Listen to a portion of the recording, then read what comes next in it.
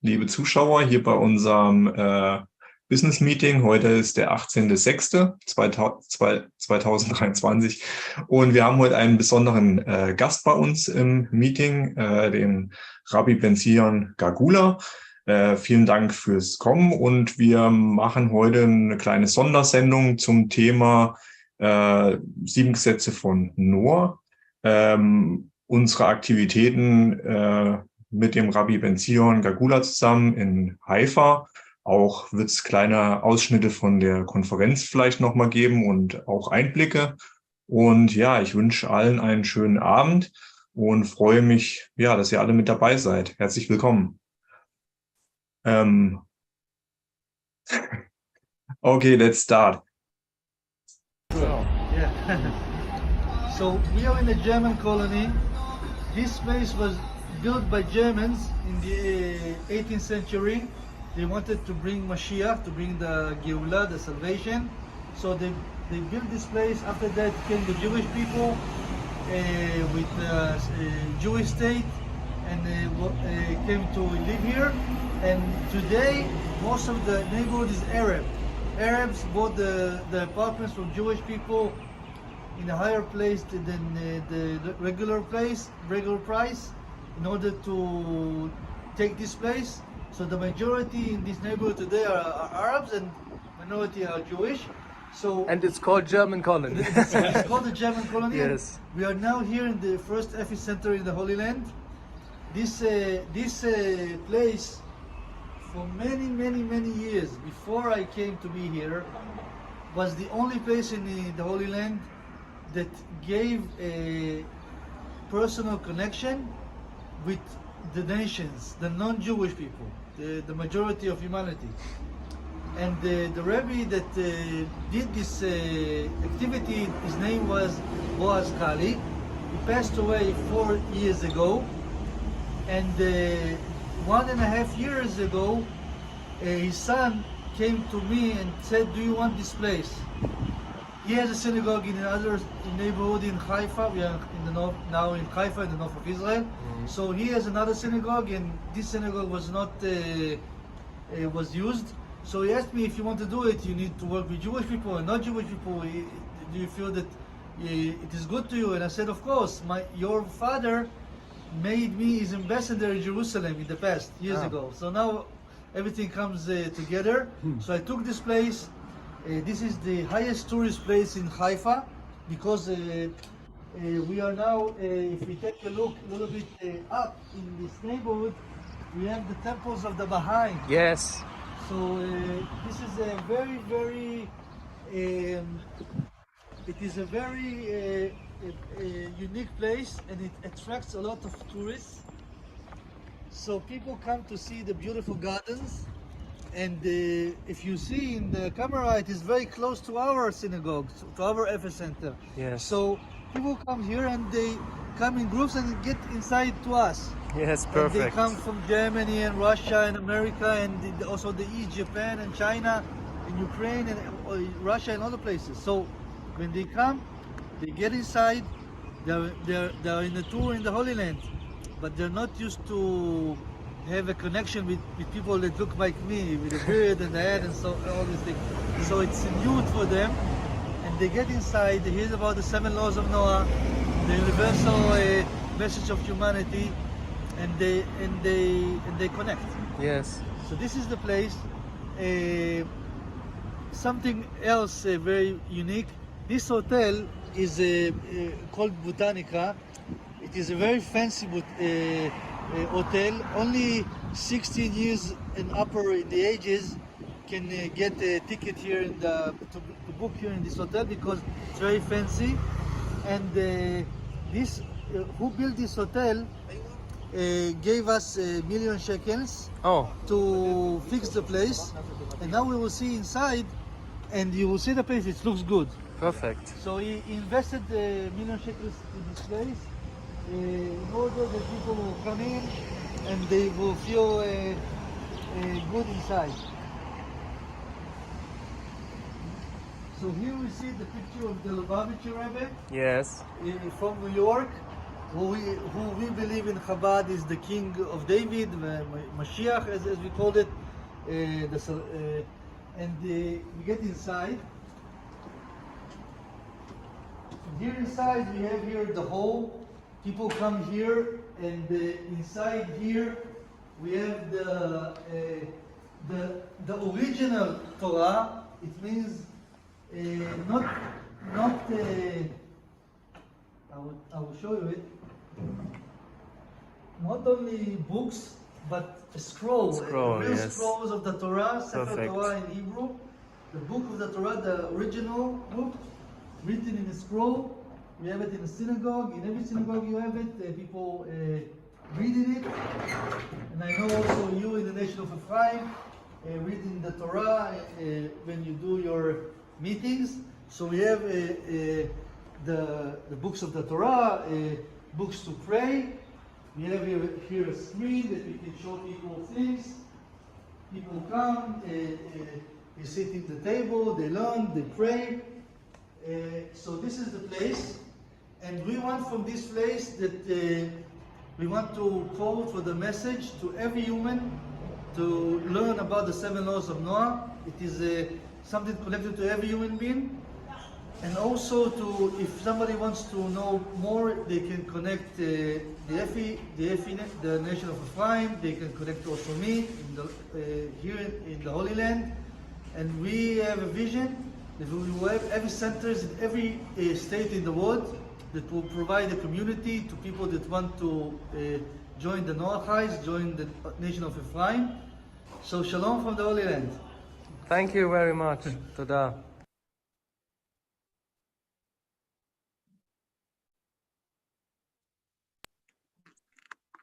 Ja, das war ein kurzes Einführungsvideo über die Synagoge in Haifa. Heute ist Rabbi Ben-Zion live bei uns hier mit dabei.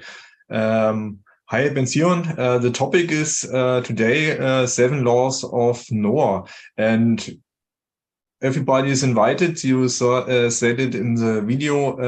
Everybody is invited to come to Israel, to Haifa, and to study there. And this is your main working place.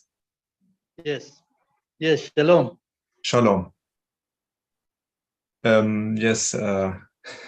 Okay, now, because you started, of course, the introduction so well and nicely in German, I don't think that Ben-Zion right now knows where we are. So, so perhaps we,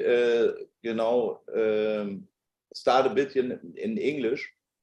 So, the main topic of Ben-Zion's synagogue, his job is to teach the nations the 7 laws of Noah, which is in our connection, because we as Effis, okay, so when somebody makes a sign up at our place, he accepts, the Torah and the prophets as his personal terms of service. Now, so 7 years, and in the introduction, so 7 years ago, I started out, to basically fix some issues, and it took 7 years until we, met all together here in the background on Mount Zion, together with Rabbi Ben-Zion Gagula, here Rabbi Edery is here, Rabbi Berger, Rabbi Feld. So it was a very unique and historic and unprecedented meeting, actually. So during all this time, we said, okay, our goal was it to create and cut a new deal with the Jewish people. Why? Because we are not Jewish, but we consider ourselves as part of the nation of Ephraim, our organization, part of Israel. So, and it's always this legal status issue. Now, 6 years ago, as can, seen on our little logo, we started the EFI Center, where we had our own physical building, which was taken then after 1 year. And then we moved to Hasewinkel, to Yuri's place, which was also raided, What and had to be taken. When did you move out, Yuri? 2022? 2020. 2020. 21 or something like this. Yeah. So a second building was taken. Now, one of the most important issues of a building is, most important issue, that you can meet each other in person. So especially during Corona times, when we had like everywhere lockdowns, you could not move. Well, then it became like hip, you know, to use a Zoom call. But the real action, what happened, you know, is actually when you have your own place where you can meet, where you can hang out, where you can study. Now, after we've been now in Israel, now we agreed to educate not only our people, but everybody who's coming anew. So when he wants to become a part of Israel, when he wants to become part of the action, what's happening in Israel, in Zion, okay? And so he signs up as before, but now immediately agrees to at least keep 7 laws of Noah, okay? Now, Ben Zion is doing this now for quite some while and has now one of the prime spots in the German colony. So the German colony is the place where Wilhelm II, our Kaiser, you know, landed and then met Theodor Herzl in Jerusalem, 1898. Yeah, so it's a very historic place. Yeah, and I think that the Chabad house, you know, which is standing behind this, you know, is basically the Jewish Orthodox version of our epicenter. And so it is very, very unique because under normal circumstances, the Chabad houses normally take care only on Jewish people, correct? Ben Zion? Yes. Yes. Yes. Yes. So basically, you have an outreach. I mean, we know this from Düsseldorf. Everybody knows, a lot from Düsseldorf, but at least from Berlin. So where the Chabad Lubavitch guy is Rabbi Yehuda Teichtal. So and they have normally just an outreach to Jewish people or to politicians. That's it. But the core message of the redemption is not only to the Jewish people, but it's also to the world, meaning the redemption, what we are working on, the Geulah, on the full restoration of Israel, includes the nations. And perhaps, Ben Zion, please explain why it's so important, you know, to understand the concept of the 7 laws of Noah. Perhaps you take 5 minutes, 10 minutes, you know, to explain what these 7 laws are and how special it is that we have now a cooperation where people from the nation can join the Jewish people in the redemption, you know, based on the Torah and the prophets, you know, and what's happening in Israel and Jerusalem. Can you do that? Yes, of course. So start. Okay. You have the floor. But Zion, you have the floor. I hope I gave you a good introduction. You have the floor now. So I hope I say it right. Duncan Shen. Thank you very much. And it is my pleasure being with you in this broadcast. It was my honor to greet the nation of Ephraim in a congress in the epicenter in our Chabad house in the city of Haifa in the north of the Holy Land. And we had the guys coming from Spain, Switzerland, Croatia, and Germany. And it was lovely. And I would like to explain about the basics of the Jewish message about the 7 laws of Noah. When the Jewish people got the Torah, the Bible, in Mount Sinai,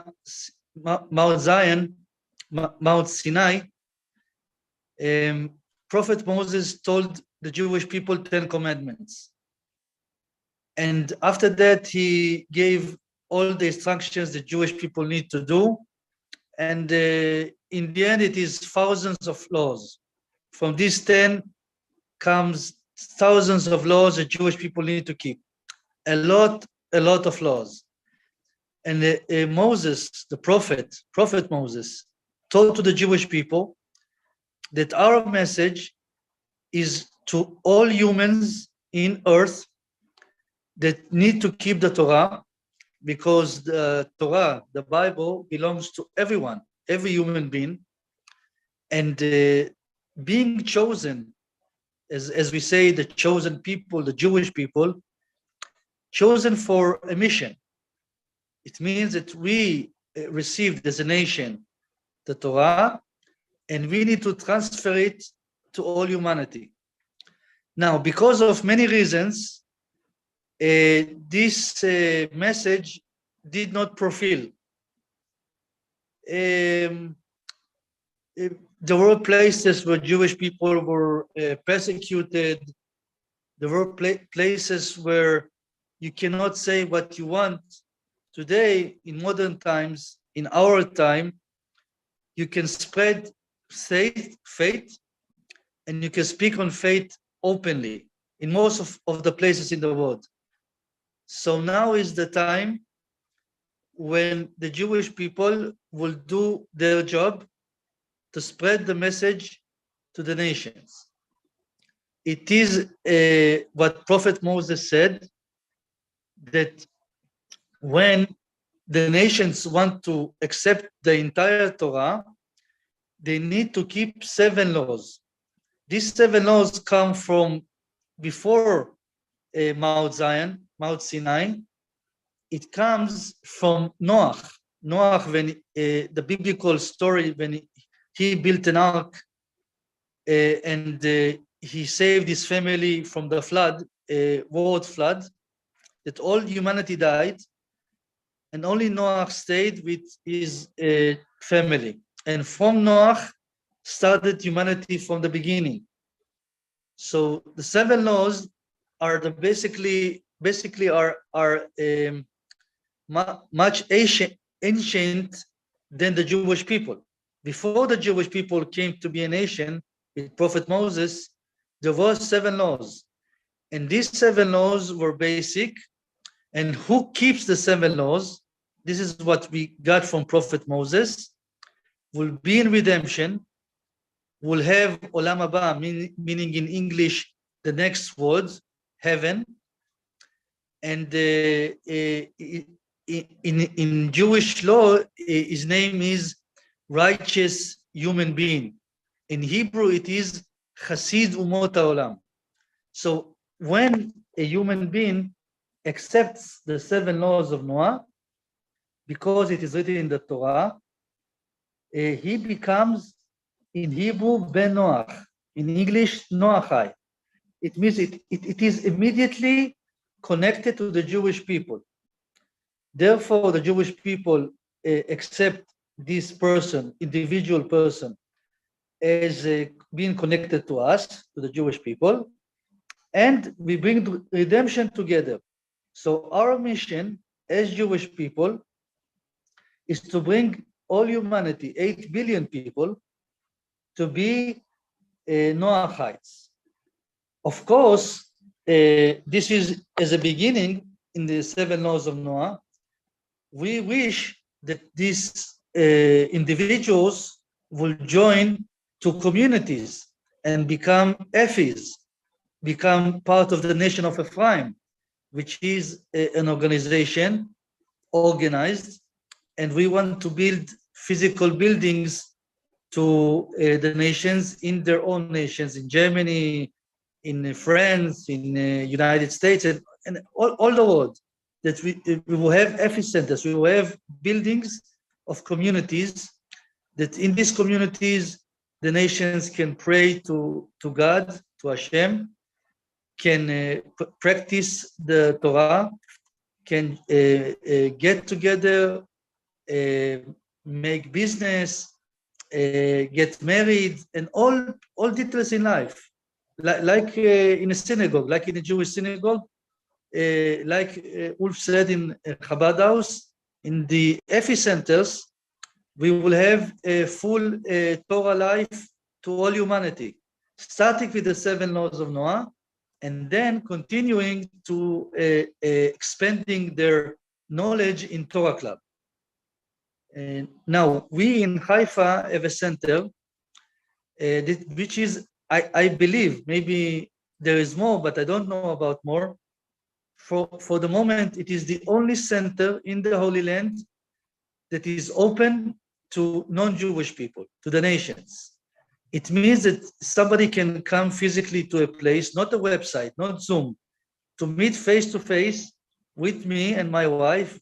We activate the place and speak about the Torah, that we understand, we explain to people that there is God, there is Hashem, which is one, and He is a God of all human beings, and He gave the law, the Torah, to us, the Jewish people, and He gave us the message to spread it to every human being, and then to explain to the people that come what does it mean.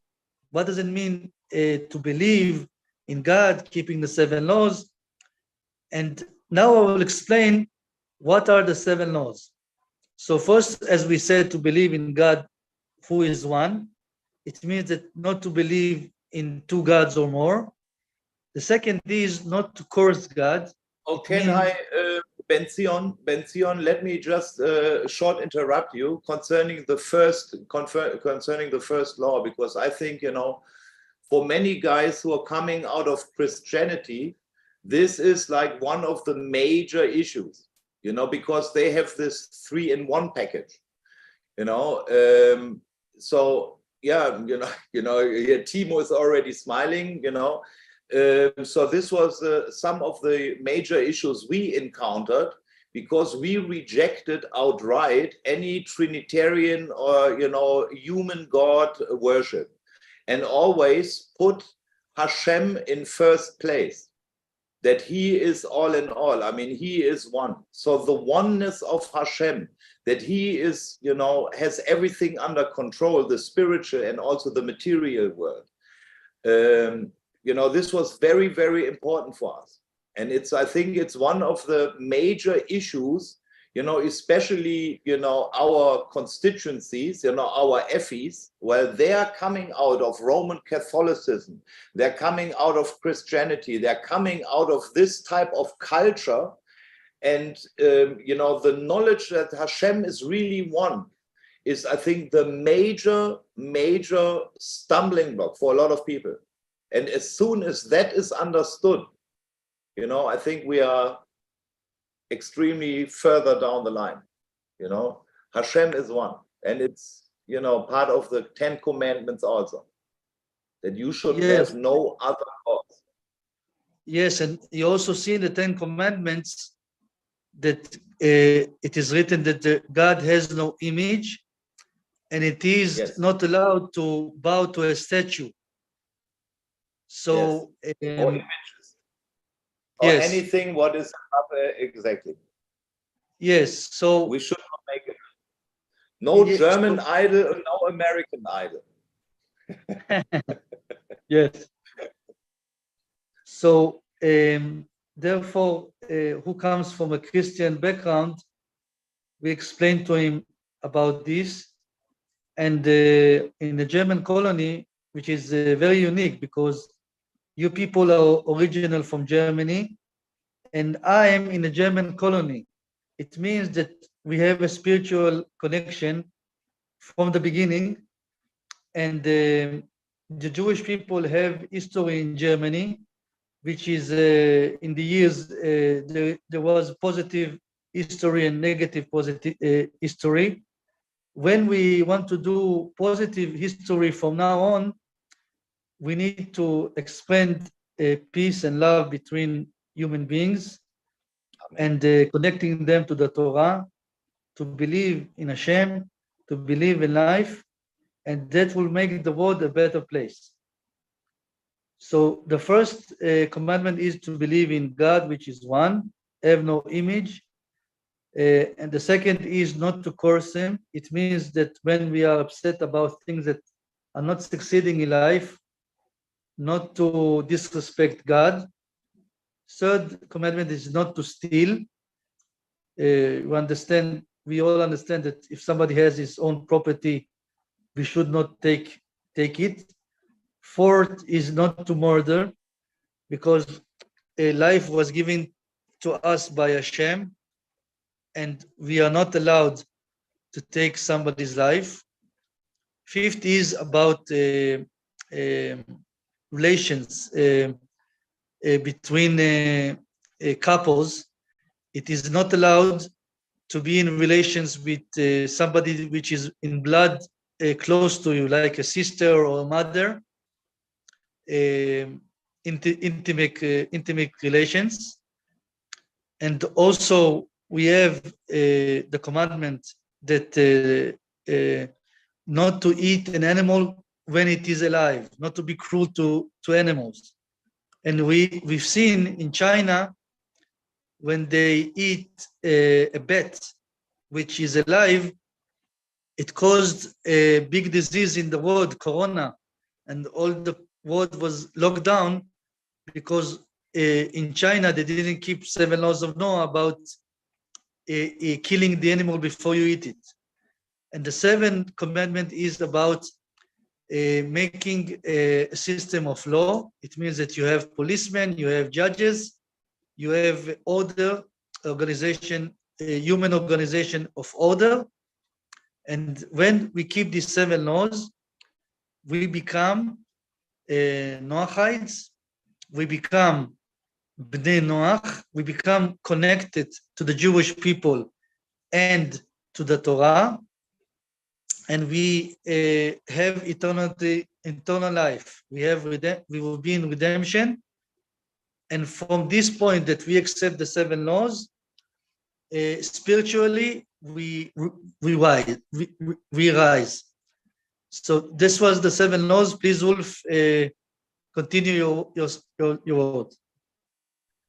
Yes, thank you very Dionys. Dionys. Oops. Thank you, Ben Zion. So from our perspective, let me explain this some stuff now in German. So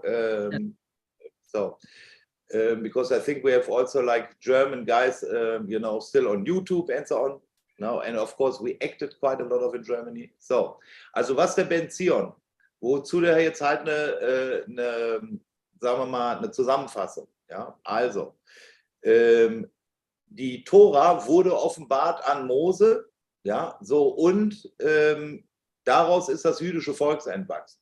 Ja, das heißt, jetzt ist halt die Aufgabe des jüdischen Volkes, ne, und natürlich auch der Nation Ephraim, selbstverständlich als Ephis, ne, haben wir gesagt, okay, es ist unsere Aufgabe, die Tora zu halten, die uns von Hashem gegeben worden ist, am Berg Sinai. Ja, so, aber dann gab es halt Sachen, die vorher lagen. So, und zwar bei Noah, als Noah gekommen ist, um nach der Flut die Erde wieder zu bevölkern. So, und jetzt sind daraus 7 Gesetze entstanden, ne, die jemanden den rechtlichen Status nach der Tora eines Noahides gibt, eines Ben Noahs, also eines Sohnes von Noahs.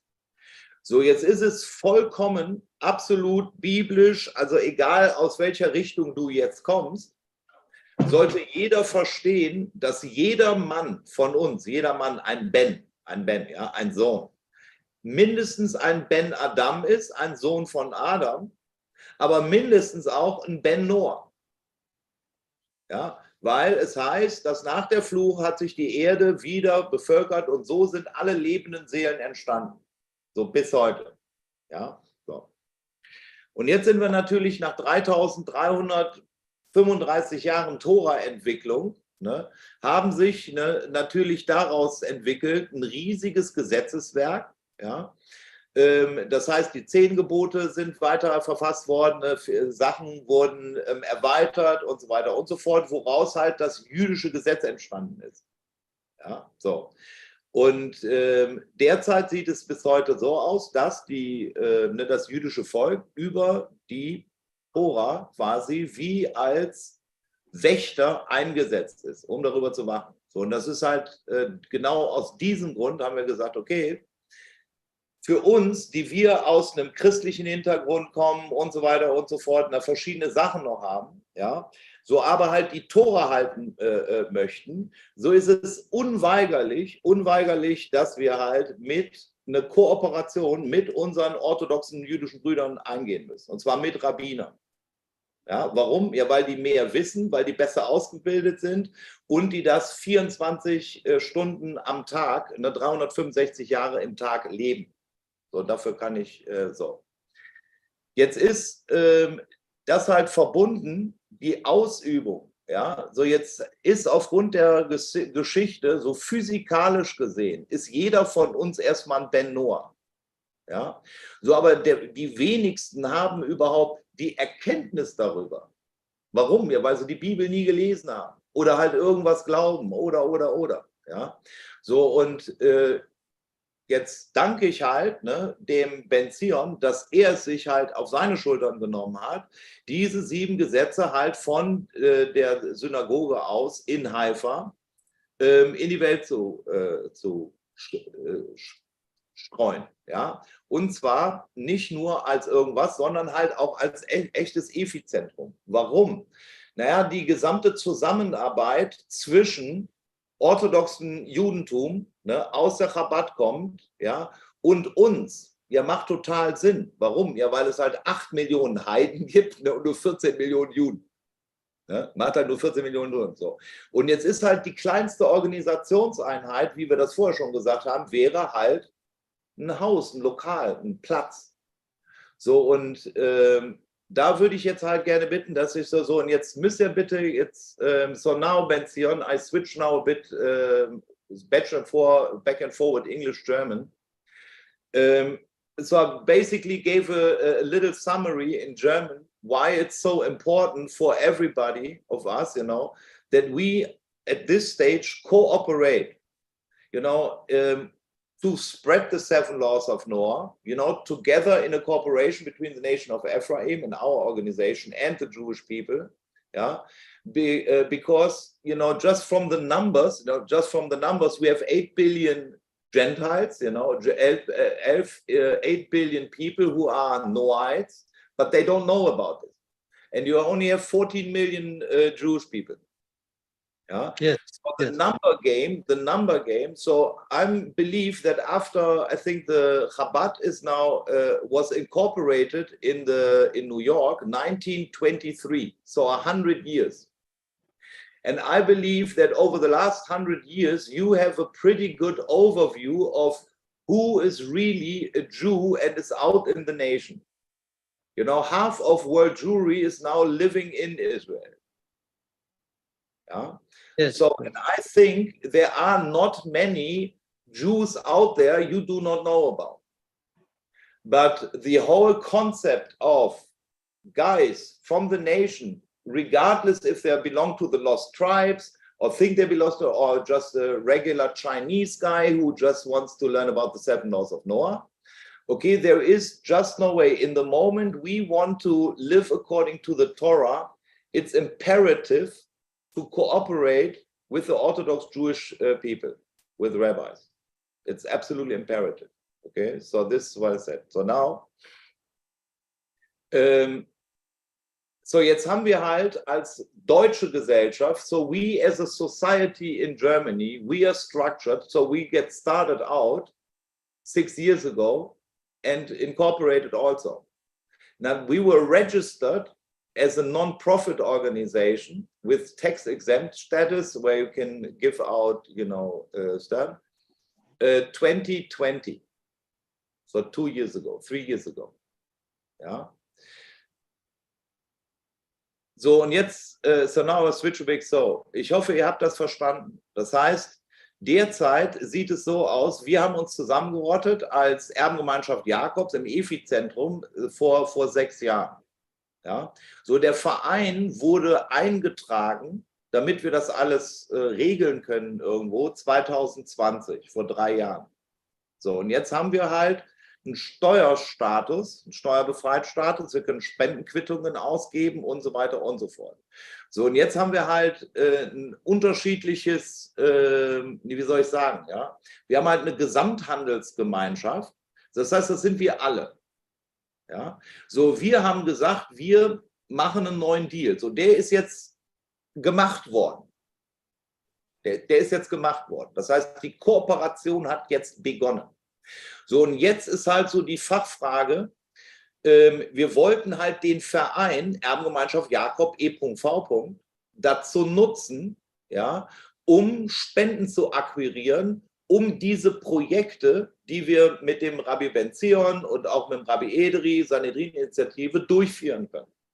So, und das ist halt etwas, das haben wir halt noch nie gemacht. Ne? Das heißt, die Erbengemeinschaft Jakob E.V. derzeit sieht es so aus, der Hubert ist erster Vorsitzender. Ja? Juri, du bist Stellvertreter. So, und mal echt gesagt, so der einzige Geschäftsinhalt dieses Vereins ist es, Spenden aufzutreiben. Weil alles andere an Services und Dienstleistungen, was wir bieten, ja, kommt woanders her. Ja, das heißt, Temple Coin wird vom Hannes gemacht, da haben wir halt den National Gold und Silver Trust. Ja, so, dann haben wir hier Ephraim Media Truth, okay, da laufen halt die Netzwerke drüber, das wird aus einem ganz anderen Sachenbereich finanziert. So, und das Ziel dieser Sendung ist es halt, mal darüber nachzudenken, dass wir halt die Erbengemeinschaft Jakob E.V. So, das ist jetzt unsere Registrationsgesellschaft, um jeden, der eine EFI-Karte hat, gegenüber anderen zu vertreten, gegenüber Dritten. Ja? Das heißt, wenn der Staat kommt, der will was von dir, Steuerbefreiung, dann brauchen wir das und das haben wir halt mit der Erbengemeinschaft Jakob E.V. So, und jetzt ist halt die Kooperation, die wir jetzt mit Ben Zion begonnen haben, ja, so würde dadurch halt einen Riesenschritt bekommen, wenn wir das halt komplett nutzen können als Ausbildungsstätte.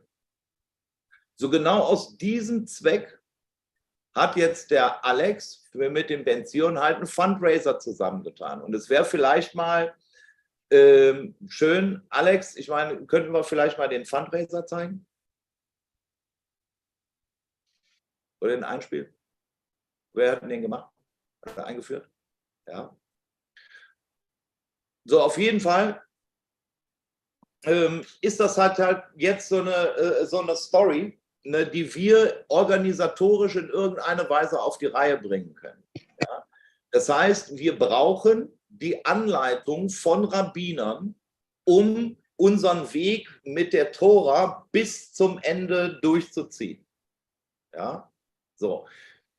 Und wir haben uns halt als Gemeinschaft, ne, ich habe halt die Frage unter Rabbinical Supervision gestellt. Rabbinical Supervision. So.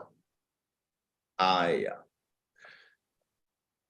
So, und jetzt sieht es halt so aus, dass dieses Ding, das muss mit Leben erfüllt werden.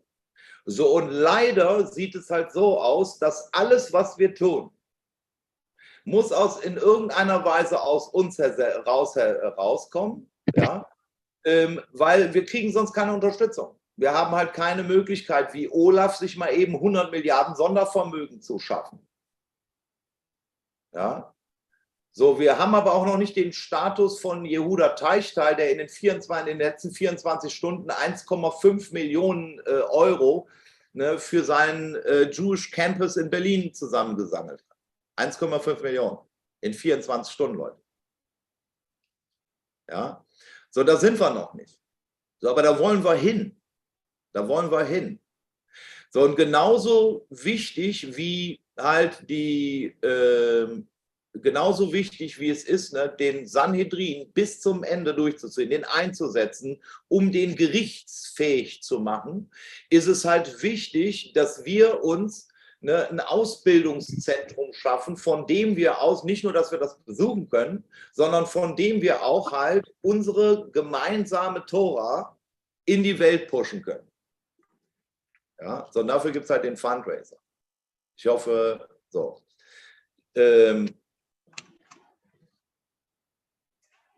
Now, I made an introduction to the fundraiser. Now, can Alex or you tell something about that fundraiser?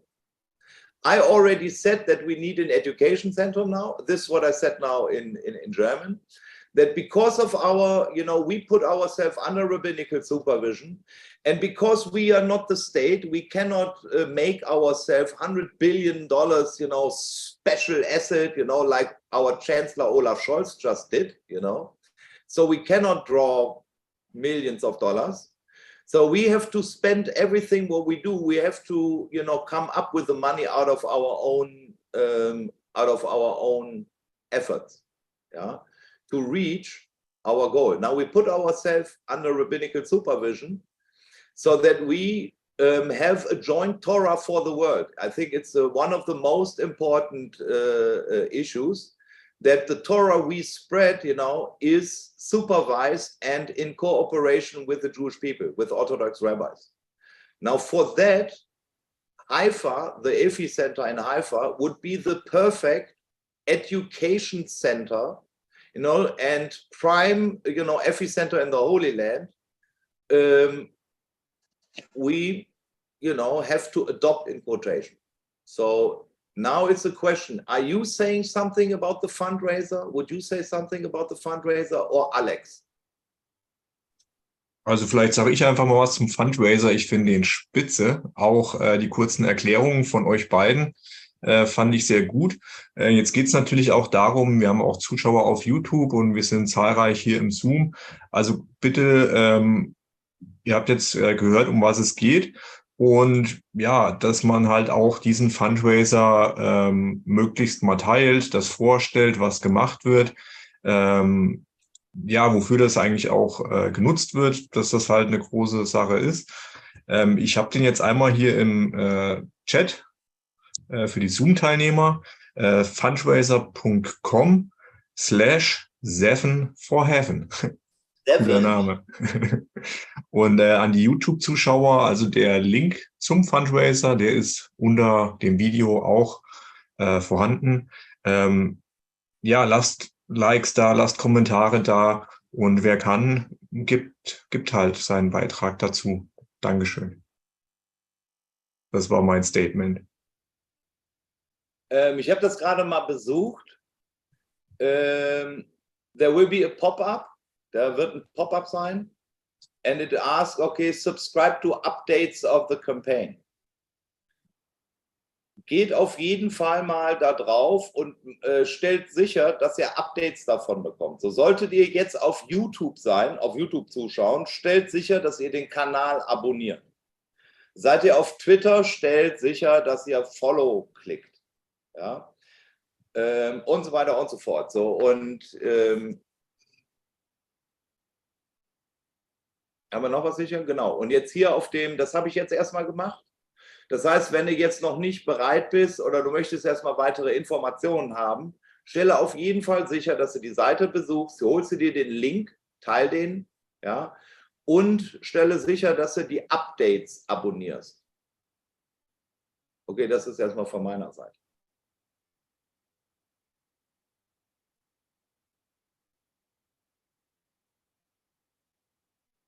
Benzion, would you like to say something? Und der Alex, yes. Der didn't react here.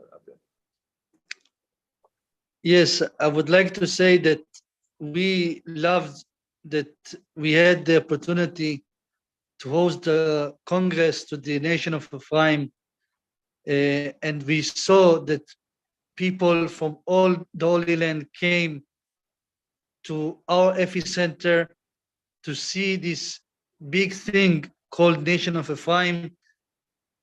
People in Israel are very much impressed about what you do in Europe. And we also know that some of you suffer from anti-Semitism. And me and Ulf are working on changing this situation. Yes. What I'm saying is that we have the opportunity, a historical opportunity, to do a study place for Efis, for the nations, for Noahides in the Holy Land. And from this place, that they come to tour in the German colony, they join the nation of Ephraim, meaning the German colony where the epicenter is the most highest tourist place in Haifa. And the tourists that come to the German colony are from Germany, Spain, China, Japan, United States, South America, all India, all the places in the world. They come to tour in the German colony, and they get inside the epicenter and they meet me, and they don't used to have a connection with somebody that looks like me with the kippah and the beard and so on. So it is new for them, and they get inside, we break the ice, we speak openly, face to face, not through internet. We speak physically, face to face. They see the truth of the Torah. They get connected to it, and then they accept the 7 laws of Noah. And most important, after that, they join the nation of Ephraim, and they build communities in their own states. So this is our aim, to use the epicenter in Haifa as a starting point to bring the nations to the Torah. Here we see me dancing with Ulf in the epicenter. We want to make people a good feeling with good Jewish food, music, dancing, and getting the Torah messages in a sweet way.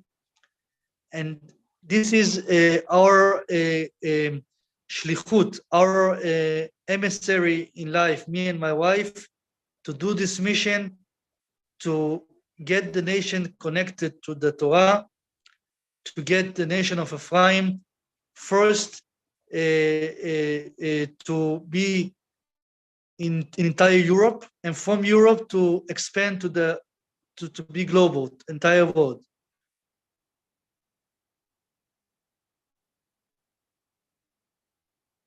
Thank you so much. I put in our dancing video, so this is the first update. You know, I know that, you know, several of you guys, you know, have been with us on the Haifa conference, you know, so you know the place. Ben Zion, we had like a couple questions, you know, on YouTube. You know, I will just read them here.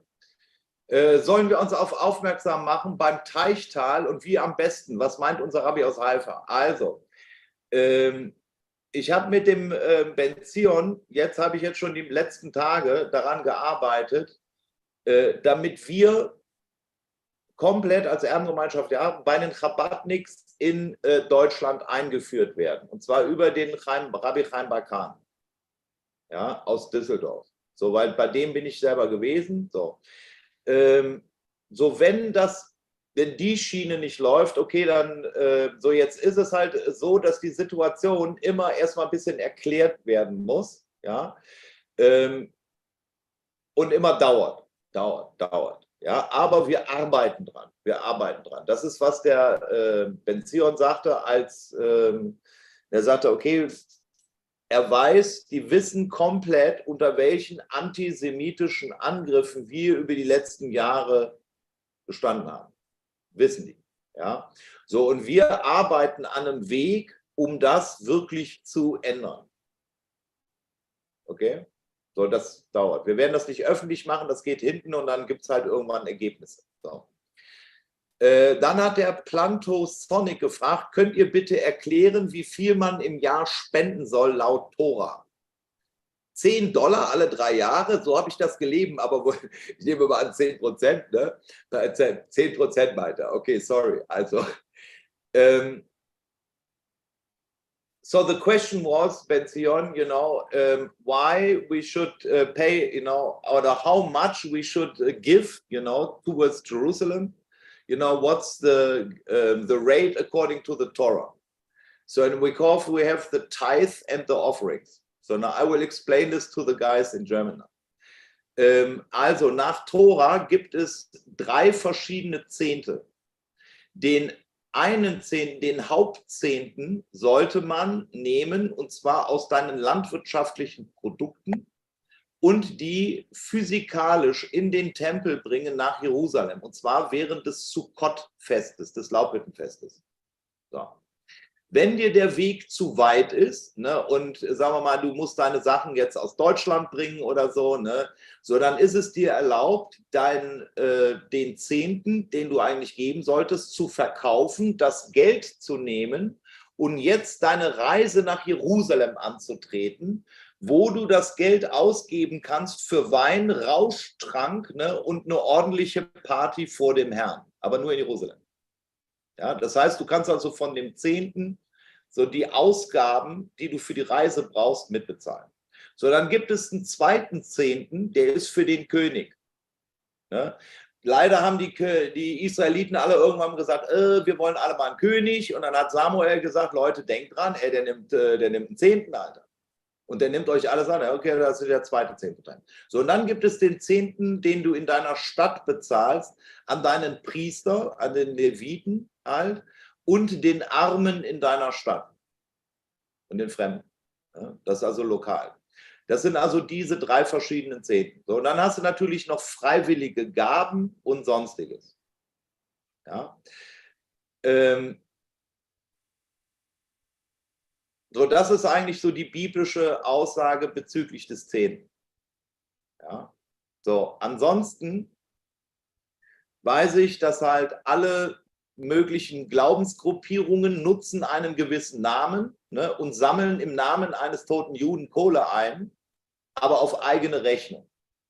So, und damit bestehlen sie Gott. Könnt ihr bitte nachlesen im letzten Kapitel von Maleachi.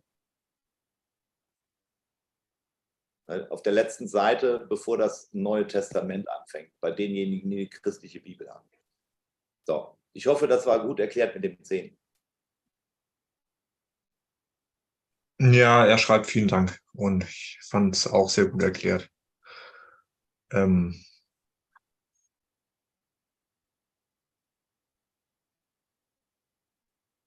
Maybe Rabbi Ben-Zion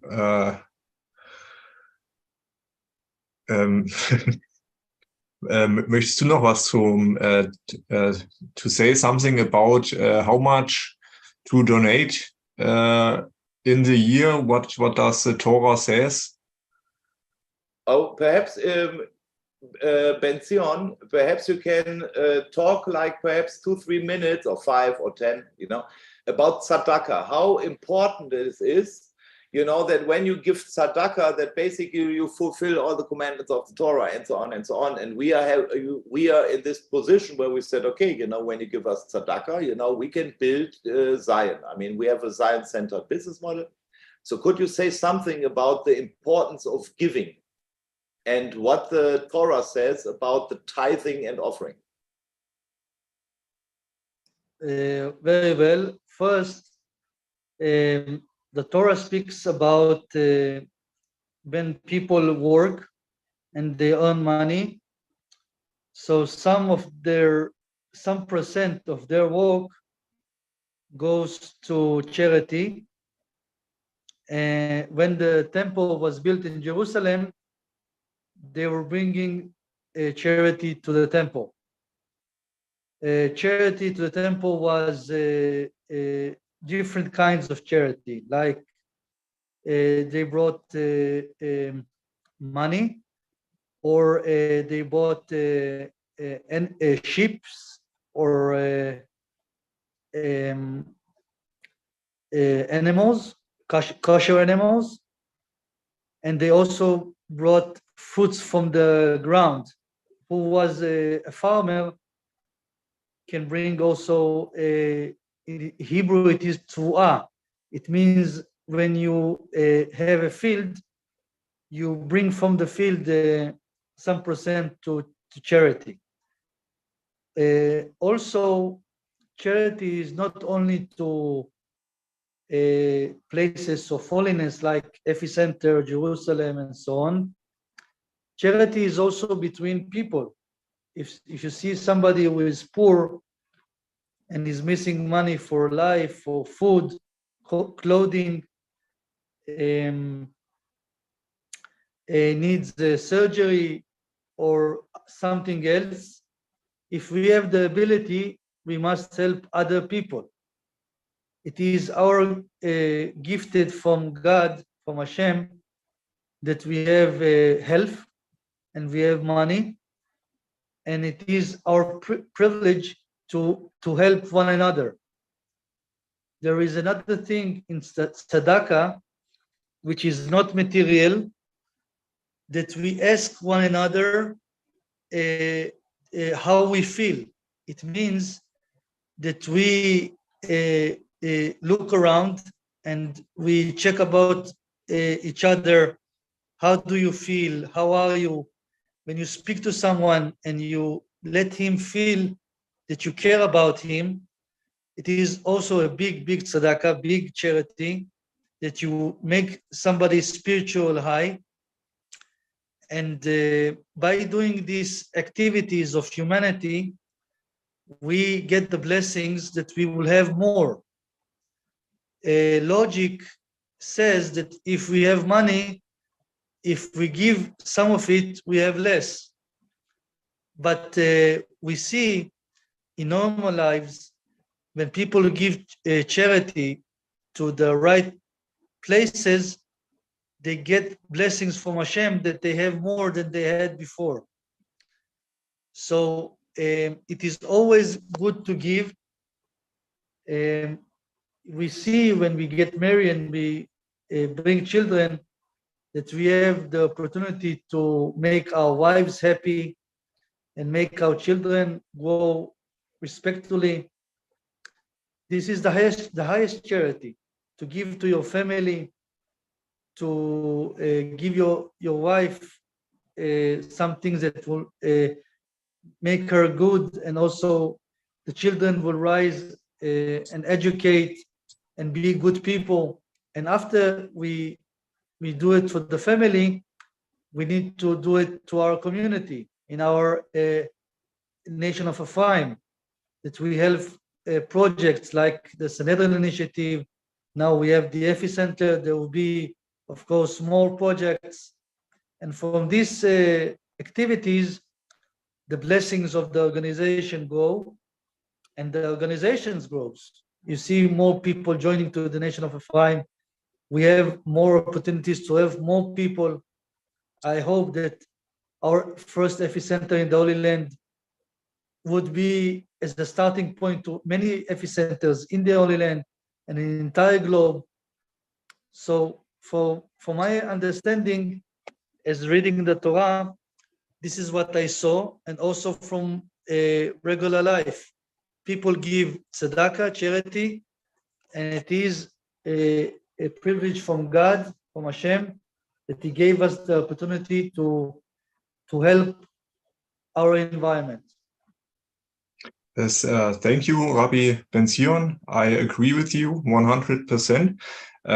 Ich möchte das kurz nochmal zusammenfassen, weil ich fand, das waren auch nochmal sehr gute Ergänzungen. Also einmal zu diesen die Wohltätigkeit, was wir halt in der Tora lesen, mit den verschiedenen 10%, was auch Ulf, was du schon erklärt hast, vielen Dank dafür, geht darüber hinaus Wohltätigkeit natürlich auch weiter, natürlich im Persönlichen. Das heißt, man trifft jemanden, man sieht, der ist arm und hat gerade noch nicht mal das Geld, um sich was zu essen zu kaufen, dann soll man dem auch immer was geben. Und ja, das ist, liebe deinen Nächsten wie dich selbst. Also wenn du jemanden siehst, der bedürftig ist, dann hast du immer irgendwie was in der Tasche, was du dem geben kannst. Das ist eine Form der Wohltätigkeit, die ja Gott auch im Besonderen belohnt. Das heißt, wenn man gibt, dann wird Gott auch immer dafür sorgen, dass du selber genug hast, um weiterhin wohltätig zu sein. Und das finde ich halt wirklich einen sehr, sehr guten Gedanken. Und ich denke, da ist auch wirklich was dran.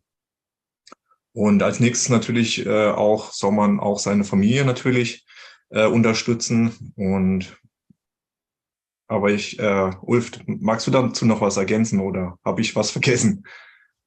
Nee, überhaupt nicht. Nee, aber nee, dieser Gedanke, ich kann das einfach auch nur bestätigen zu 100%, sodass halt die Sache mit Zadaka und Geben im Grunde genommen die Logik außer Kraft setzt. Weil im normalen Falle sagst du, okay, du gibst jetzt jemandem Geld, hast du eigentlich weniger in der Tasche. Aber Gott sagt selber, ne, ja, prüf mich doch, ob ich nicht die Fenster des Himmels öffnen werde. Nur guck halt zu, dass du den Zehnten ins Vorratshaus bringst. Ja? So, das heißt, wer gibt, hat am Ende des Tages mehr. Und das ist, was der Ben Zion gesagt hat. Und das stimmt. Ja, das heißt, die Ökonomie des Königreiches Gottes funktioniert anders. Die funktioniert anders. Ja? Weniger ist mehr. Ne? Du hast halt nicht weniger in der Tasche, sondern am Ende des Tages mehr. Und ich kann das halt wirklich nur bestätigen. Ohne dieses Ding hätte ich nicht überlebt, 25 Jahre.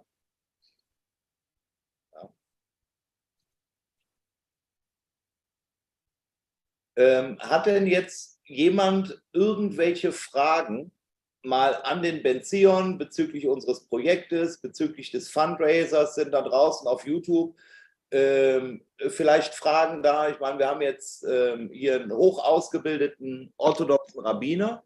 So, und wenn jetzt irgendwelche Unklarheiten existieren, könnt ihr jetzt die Chance wahrnehmen und knallharte Fragen stellen.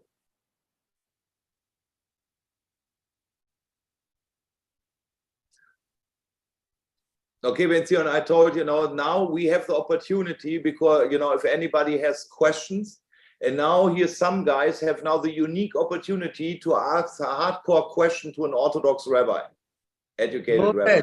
Well, so I said, okay, so who's coming? Are there any questions? How dare you? You're asking questions. So, ja, haben wir da was? Also auf YouTube haben wir erstmal alle Fragen beantwortet, aber vielleicht gibt es hier aus der Runde noch.